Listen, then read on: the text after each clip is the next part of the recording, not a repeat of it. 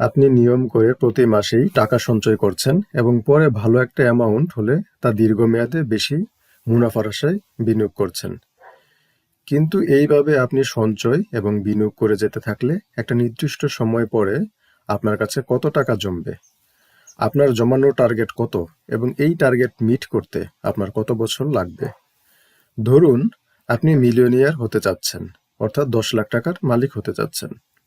এখন আপনি যখন মিলিয়নিয়ার হওয়ার জন্য ডিসিশন নিলেন, তার সাথে সাথেই কিন্তু আপনার মনের মধ্যে কয়েকটি প্রশ্ন চলে আসবে। 1. মাসে কত করে জমালে কত বছর পরে আমি মিলিয়নিয়ার হব? 2.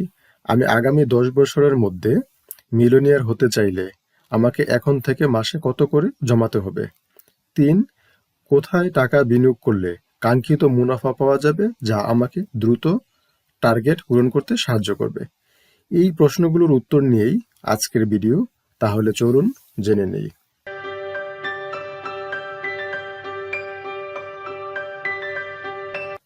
আমরা নিয়মিত আমাদের এই ট্যাক্সপার্ট ইউটিউব চ্যানেলে পার্সোনাল ফাইন্যান্স এবং ট্যাক্স রিলেটেড গুরুত্বপূর্ণ ভিডিও আপলোড করে থাকি। আপনি যদি আমাদের এই ভিডিওগুলো আপডেট পেতে চান তাহলে আমাদের চ্যানেলটি সাবস্ক্রাইব করে রাখুন। যখন আমরা নতুন কোনো ভিডিও আপলোড করব তখন আপনি সাথে সাথেই নোটিফিকেশন পেয়ে যাবেন। ভিডিওটি দেখার পরে যদি কোনো প্রশ্ন থাকে তাহলে আপনি নিচে কমেন্ট করুন, আমরা চেষ্টা করব অবশ্যই সেই সব প্রশ্নের উত্তর দেওয়ার জন্য। যেটা শুরুতে বলেছিলাম যে আমরা যখন মিলিয়নিয়ার হতে চাই তখন আমাদের মনের মধ্যে কয়েকটা প্রশ্ন আসে। আমরা জানতে চাই যে আমি যে টাকা জমাচ্ছি, এইভাবে টাকা জমিয়ে গেলে কত বছর পর আমি মিলিয়নিয়ার বা 10 লাখ টাকার মালিক হতে পারবো। আপনি যদি গুগলে সার্চ করেন how to become a millionaire or how long it will take to become a millionaire বা কত বছর লাগবে মিলিয়নিয়ার হতে হলে, তাহলে অনেক ওয়েবসাইটের লিঙ্ক দেখতে পাবেন। আপনি এর মধ্যে থেকে যে কোনো একটা লিঙ্কে গিয়ে আপনি এই মিলিয়নিয়ার হতে কত বছর লাগবে তা ক্যালকুলেশন করতে পারেন।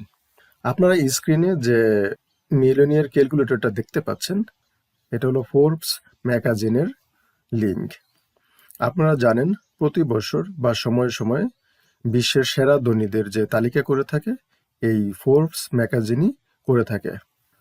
তাহলে আমরা চলুন ফোর্বস ম্যাগাজিন যে মিলিয়নিয়ার ক্যালকুলেটর দিয়েছে আমরা সেখানে ক্যালকুলেট করে দেখি যে আপনার মিলিয়নিয়ার হতে হলে কত বছর লাগবে।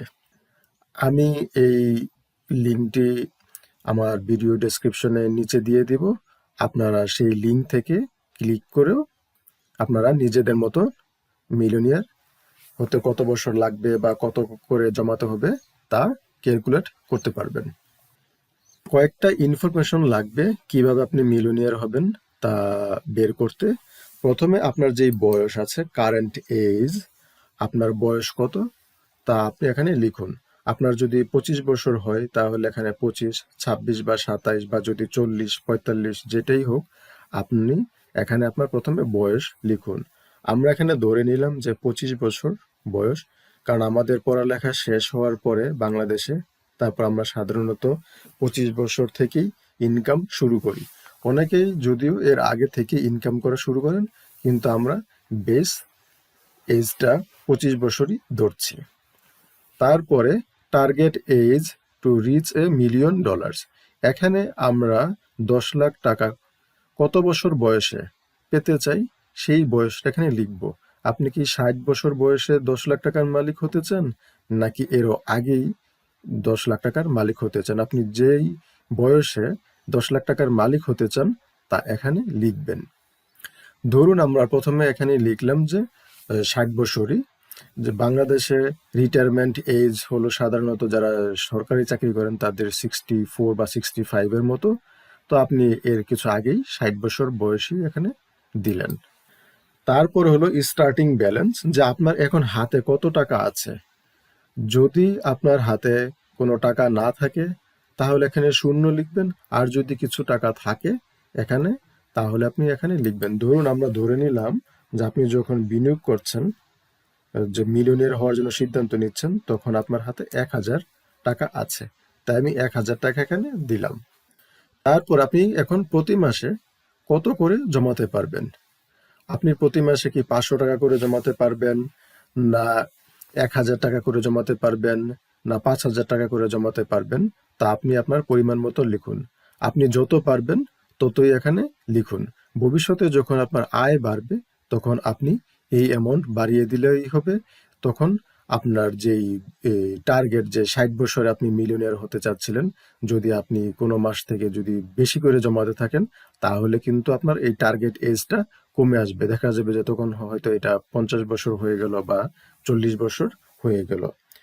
এরপর হলো এক্সপেক্টেড রেট অফ রিটার্ন, অর্থাৎ আপনি যে বিনিয়োগ করছেন বা সঞ্চয় করছেন, এই সঞ্চয়কৃত টাকা বা বিনিয়োগকৃত টাকার উপরে আপনি কত করে ইন্টারেস্ট বা মুনাফা পাবেন। বাংলাদেশে সাধারণত সঞ্চয়পত্রে 10%-এর উপরে মুনাফা পাওয়া যায়। আপনি এখানে 9% লিখতে পারেন। এর কারণ হলো, আপনি যদি 10% যদি মুনাফা পান সঞ্চয়পত্র থেকে, তারপরে সেখান থেকে উৎসে কিন্তু 10% ট্যাক্স কর্তন করা হয়। অর্থাৎ আপনি যদি 1,00,000 টাকা জমান, 1 বছর পরে যদি আপনি 10,000 টাকা পান, এই 10,000 টাকা থেকে 10% হিসেবে 1,000 টাকা ট্যাক্স কেটে আপনার ব্যাংকে 9,000 টাকা ট্রান্সফার করবে। তাহলে আপনি 1,00,000 টাকায় পাচ্ছেন 9,000 টাকা, অর্থাৎ 9% ইন্টারেস্ট। আপনি এখানে 9%ই লিখতে পারেন। আর এখানে এক্সপেক্টেড ইনফ্লেশন রেট। আপনারা জানেন যে বাংলাদেশে এখন মুদ্রাস্ফীতি প্রায় 10-এর কাছাকাছি, 10%-এর কাছাকাছি। সাধারণত গত 5 বছর ধরে যেটা দেখা যাচ্ছে যে এটা 6% থেকে 10%-এর মধ্যেই থাকে। আপনি অ্যাভারেজলি এটা 8% দিতে পারেন মুদ্রাস্ফীতি। তাহলে আমাদের যে ইনপুটগুলো, অর্থাৎ যে ইনফরমেশনগুলো এখানে দরকার ছিল, আমরা এইগুলো দিয়েছি। অর্থাৎ আমি চাচ্ছি যে 25 বছর বয়সে বিনিয়োগ শুরু করব, জমানো শুরু করব, এবং 60 বছর হলো আমার টার্গেট। আমার স্টার্টিং ব্যালেন্স আমার এখন বর্তমানে 1,000 টাকা আছে এবং আমি মাসে 500 টাকা জমাতে চাই। আর আমি যে জমাচ্ছি এই টাকার উপরে আমি 9% করে ইন্টারেস্ট পাবো বা মুনাফা পাবো, আর আমার ইনফ্লেশন রেট হলো 8%। তাহলে চলুন আমি দেখি যে ক্যালকুলেট করে কত আসে 60 বছর বয়সে। আপনি দেখুন 60 বছর বয়সে তাহলে আপনার হয়ে যাবে 13,76,943 টাকা। অর্থাৎ আপনি 60 বছর বয়সে মিলিয়নিয়ার থেকেও আরো বেশি টাকা জমে যাবে। আপনি যদি 25 বছর বয়স থেকে 500 টাকা করে জমানো শুরু করেন, তাহলে আপনি 57 বছর বয়সে আপনি মিলিয়নিয়ার হতে পারবেন। এটা আমি একটা রাফ ভাবে দেখিয়েছি। আপনি কম বেশি করে এখানে আমি যে লিংক ডেসক্রিপশনে দিয়ে দিয়েছি, ওই লিংকে আপনি ক্লিক করে আপনি আপনার বয়স, আপনার কোন বছর, কত বছর বয়সে আপনি মিলিয়নিয়ার হতে চান, তারপরে হলো যে আপনার এখন হাতে কত আছে, আপনি মান্থলি কত করে জমাতে পারবেন, আর হলো এই দুইটা আপনি এই 9% এবং 8% রাখতে পারেন। এইভাবে আপনি কম বেশি করে তারপর আপনি এখানে ক্যালকুলেট, বা আবার যদি আপনি যদি কিছু চেঞ্জ করতে চান তাহলে আপনি আবার রিক্যালকুলেট করতে পারেন। যেমন আমরা যদি এখানে ধরি যে না, আমি 50 বছর বয়সে হতে চাই এবং আমি প্রতি মাসে আমি 700 টাকা করে জমাতে পারবো, বা 1,000 টাকাই দিলাম, এখানে 1,000 টাকা করে জমাতে পারবো, তাহলে আমি আবার রিক্যালকুলেট করে দেখবো যে আমার কত বছর লাগবে। তাহলে দেখা যাচ্ছে যে আমি 50 ইয়ার্সে আমি যদি 1,000 টাকা করে যদি প্রতি মাসে জমাই এখন থেকে, তাহলে আমি 50 বছর বয়সে গিয়ে আমি মিলিয়নিয়ার হতে পারবো। এভাবে আপনি কমিয়ে বাড়িয়ে তারপরে আপনি মিলিয়নিয়ার কত বছর লাগবে তা দেখতে পারেন। এর বাইরে আমি আরো 2টা ক্যালকুলেশন এখানে করে রেখেছি। যেমন আপনার এখন বয়স হলো 25 বছর। আপনি আগামী 10 বছরে, অর্থাৎ 35 বছর বয়স যখন আপনার হবে, তখন আপনি চাচ্ছেন মিলিয়নিয়ার হতে। তাহলে 10 বছরে যদি আপনি মিলিয়নিয়ার হতে চান, তাহলে আপনাকে কত জমাতে হবে? বা এখানে ধরুন আপনার বয়স হলো 30, আপনি 30 বছর বয়সে আপনি জমানো শুরু করছেন, আপনি চাচ্ছেন যে 40 বছর বয়সে আপনি জমানো শুরু করবেন। অর্থাৎ আপনার টাইম ফ্রেম হলো 10 বছর। আপনি এই 10 বছরে যদি মিলিয়নিয়ার হতে চান, তাহলে আপনাকে কত জমাতে হবে? এখানে আমি স্টার্টিং ব্যালেন্স দিয়েছি 5,000 টাকা। আপনি আপনার মতন করে এখানে স্টার্টিং ব্যালেন্স দিতে পারেন। আর প্রতি মাসে জমানোর পরিমাণ দিয়েছি 5,500 টাকা। এই দুইটা ঠিকই রেখেছি, যেটা বলেছিলাম যে আমি যদি সঞ্চয়পত্রে বিনিয়োগ করি তাহলে আমি 9% পাবো ট্যাক্স ডিডাক্ট করার পরে, আর আমি ইনফ্লেশন দিয়েছি 8%। আমি এটা আগেই ক্যালকুলেশন করে রেখেছি যাতে অল্প সময়ের মধ্যে আপনাদেরকে দেখাতে পারি, যেহেতু আপনারা এর আগে দেখেছেন কিভাবে এটা কমানো বাড়ানো যায়। তাহলে দেখুন, 35 বছর বয়সে অর্থাৎ 10 বছরের মধ্যে যদি আপনি মিলিয়নিয়ার হতে চান, 10 লাখ টাকার মালিক হতে চান, তাহলে আপনাকে প্রতি মাসে 5,500 টাকা করে জমাতে হবে। আপনি যদি প্রতি মাসে 5,500 টাকা করে যদি জমিয়ে যান, তাহলে 10 বছরে আপনি মিলিয়নিয়ার হতে পারবেন। এবার চলুন আরেকটা ক্যালকুলেশন দেখি। আপনি যদি কোটিপতি হতে চান, কোটিপতি যদি হতে চান তাহলে আপনাকে কত বছর জমাতে হবে? এই ক্ষেত্রে আমি ক্যালকুলেশনটা একটু চেঞ্জ করেছি, যেহেতু জমানোর পরিমাণ অনেক বেশি, 1 কোটি টাকা, তাই আমি 30 বছর বয়স এখানে দিয়েছি। আপনি আপনার মতো করে আবারও বয়স, আপনার যেই বয়সে আপনি থাকেন না কেন, বর্তমান বয়সটা আপনি এখানে দিতে পারেন। তারপরে আপনি আগামী 20 বছর, আপনি যদি 20 বছরের মধ্যে কোটিপতি হতে চান, বা ধরুন আপনি একটা নির্দিষ্ট সময় পরে আপনি কোটিপতি হতে চান এবং তারপরে আপনি আর ফুল টাইম কাজ করতে চান না, আপনি রিটায়ারমেন্টে গিয়ে আপনি আপনার মতন করে লাইফ এনজয় করতে চান, তাহলে 50 ইয়ার্সের মধ্যে আপনি যদি কোটিপতি হতে চান তাহলে আপনাকে কত করে জমাতে হবে? আমি এখানে স্টার্টিং ব্যালেন্স দিয়েছি 10,000 টাকা। আপনাকে প্রতি মাসে 15,000 টাকা করে যদি জমিয়ে যান, তাহলে 9% হলো আপনার রেট অফ রিটার্ন, অর্থাৎ আপনি মুনাফা পাবেন আফটার ট্যাক্স।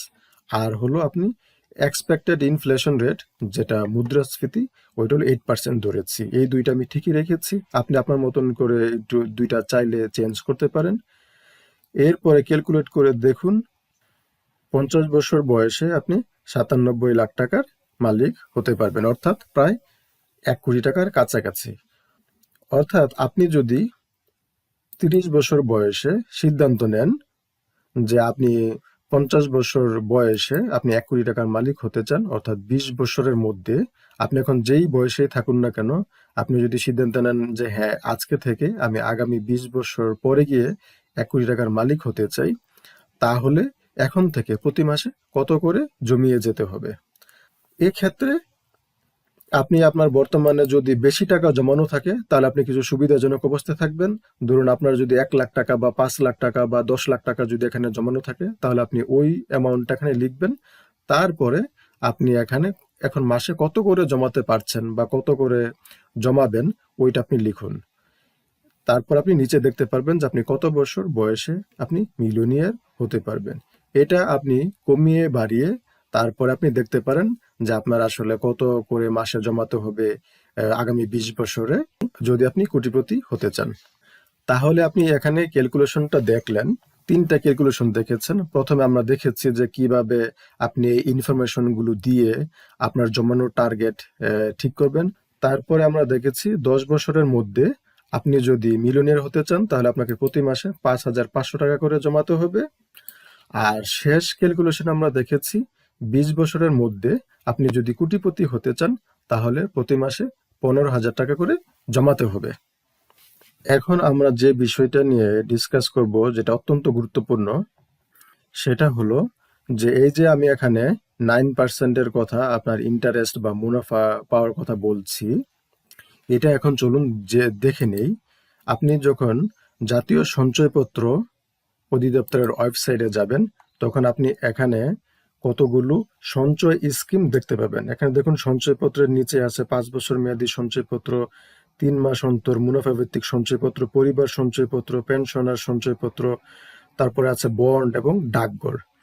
আপনি এই সঞ্চয়পত্রগুলোতে যদি বিনিয়োগ করেন, ধরুন আপনি 5 বছর মেয়াদী বাংলাদেশ সঞ্চয়পত্রে বিনিয়োগ করছেন, তাহলে আপনি দেখুন 5 বছর পরে গিয়ে আপনি 11.28% করে মুনাফা পাবেন। যদি 15 লাখ টাকা পর্যন্ত আপনি বিনিয়োগ করেন তাহলে আপনি এই রেটে পাবেন।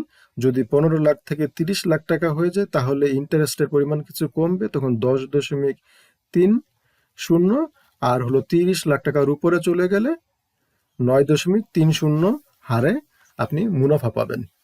আপনি এখানে এই সঞ্চয়পত্রে বিনিয়োগ করতে পারেন, এবং সঞ্চয়পত্রে বিনিয়োগ করতে হলে আপনি কিন্তু যে কোনো অ্যামাউন্টের দিয়ে আপনি শুরু করতে পারেন। তবে সবচেয়ে ভালোই আপনি 10,000 যখন জমে যাবে তখন 10,000 করে আপনি যেই ব্যাংক অ্যাকাউন্ট আছে ওই ব্যাংক থেকে আপনি এই সঞ্চয়পত্র কিনতে পারেন। এখন 10,000 টাকার আগে এই যে আপনি 500 টাকা হোক, 1,000 টাকা হোক, বা আপনি যদি 2,000 টাকা করে জমাতে চান বা 5,000 টাকা করে প্রতি মাসে জমাতে চান, তাহলে আপনি এই টাকাটা কোথায় রাখবেন? এই টাকা থেকেও যাতে আপনি সবচেয়ে বেশি মুনাফা পান, সেজন্য আপনি ডাকঘরে যে সঞ্চয় ব্যাংক অ্যাকাউন্ট আছে সাধারণ হিসাব নামে, আপনি সেখানে টাকা জমা রাখতে পারেন। কারণ আপনি যদি ব্যাংকে টাকা জমা রাখেন, ধরুন আপনি সঞ্চয়ী হিসেবে রেখেছেন, তাহলে 2% 3% হিসেবে আপনি মুনাফা পাবেন। আর যদি চলতি হিসেবে রাখেন তাহলে তো কোনো মুনাফাই পাবেন না, বরং আপনার অ্যাকাউন্ট থেকে আরো কিছু চার্জ কেটে রাখবে। অন্যান্য ব্যাংক থেকেও কিছু চার্জ কেটে রাখে, কিন্তু আপনি যদি সঞ্চয়ী হিসেবে রাখেন তাহলে দেখা যায় যে সর্বোচ্চ আপনি হয়তো 3 বা 4% মতন পাচ্ছেন। আর অন্যদিকে আপনি যদি ডাকঘর সঞ্চয় ব্যাংকে যদি হিসাব খোলেন, তাহলে আপনি যত টাকাই আপনি রাখেন না কেন, 1 মাসও যদি আপনি সেখানে টাকা রাখেন, তাহলে কিন্তু আপনি এই যে এই 7.5% হিসেবে আপনি মুনাফা পাবেন। তাই আপনি চেষ্টা করুন ডাকঘরে যে সঞ্চয়ী ব্যাংক হিসাব আছে, সাধারণ হিসাব আছে ওইটাতে হিসাব খুলে টাকা রাখতে। যখন 10,000 টাকা হয়ে যাবে তখন আপনি গিয়ে সঞ্চয়পত্রে বিনিয়োগ করুন। এতে করে আপনার মুনাফা ভালো পাবেন, আপনার দ্রুত আপনার কাঙ্ক্ষিত লক্ষ্যে পৌঁছতে পারবেন। তাহলে এতক্ষণ ধরে আপনি জানলেন কিভাবে মিলিয়নিয়ার হওয়া যাবে, কত বছর বয়সে মিলিয়নিয়ার হতে হবে, এবং আপনি মাসে কত করে জমাতে হবে। এবার আপনি আপনার নিজের মতো করে ডেসক্রিপশনে যে লিংক দিয়েছি, আপনি আপনার নিজের মতো করে ক্যালকুলেশন করে নিন। আজ তাহলে এ পর্যন্তই। ধন্যবাদ।